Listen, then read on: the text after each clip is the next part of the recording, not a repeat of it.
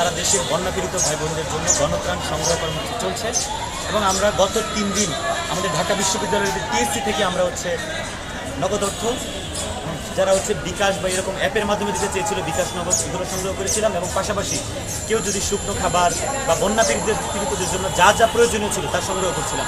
কিন্তু আজ আপনারা জানতে পেরেছেন যে আমাদের টিএসসির যে ধারণ ক্ষমতা সেটা শেষ হয়ে গেছে। আমরা এই জন্য কী করছি, আমরা আমাদের ঢাকা বিশ্ববিদ্যালয়ের যে কেন্দ্রীয় খেলার মাঠ আছে, খেলার মাঠের পাশে আমাদের জিমনেশিয়াম আছে, ব্যায়ামাগার। তো ওইখানে আমরা যারা প্রোডাক্ট দিতে চাই, কেউ যদি চাল ডাল বা নিত্য প্রয়োজনীয় কাপড় থেকে শুরু করে দিতে চাই, সেগুলো আমরা সেখানে রাখার ব্যবস্থা করছি।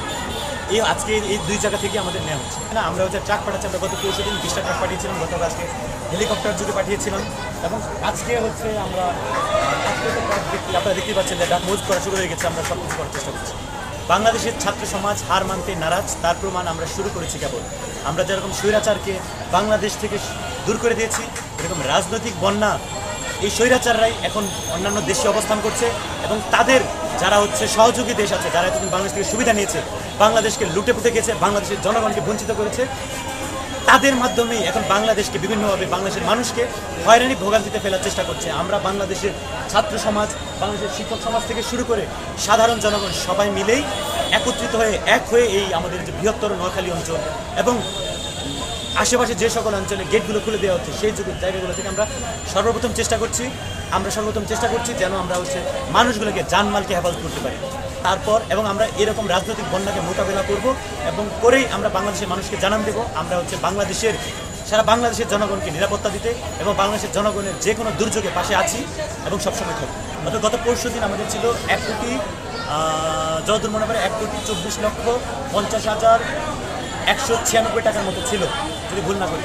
এবং গতকাল আমাদের 2,25,47,470 টাকার মতো উঠেছিল এবং তাছাড়া আমাদের কিন্তু যেমন আমাদের কয়েন কালেক্ট এটা গণনা করা বাকি ছিল এবং আমাদের এই কয়েকটা চেক ছিল, এই চেকগুলো বাকি হিসাব করা বাকি ছিল। আমরা কিন্তু অনবরতই কাজ করে যাচ্ছি। আমরা যদি টিমে ভাগ করে আমরা কাজ করছি, আমরা গণনার জন্য আমরা আলাদাভাবে কাজ করছি, সারাদিন কাজ করেছি। যারা প্যাকেজিং আছে, যারা পাঠাচ্ছে এবং যারা ভলেন্টিয়ার হিসেবে যাচ্ছে ওইখানে যারা আছে এবং আমাদের যারা আছে ওইখানে তারা পাঠাচ্ছে।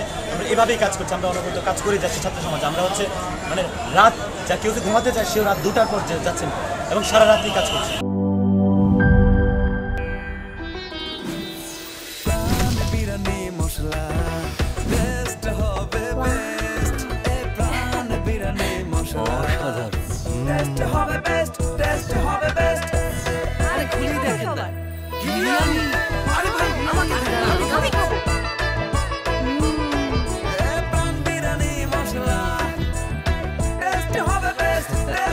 প্রাণ বিরিয়ানি মশলা, টেস্ট হবে বেস্ট। প্রাণ, জীবনের স্বাদ।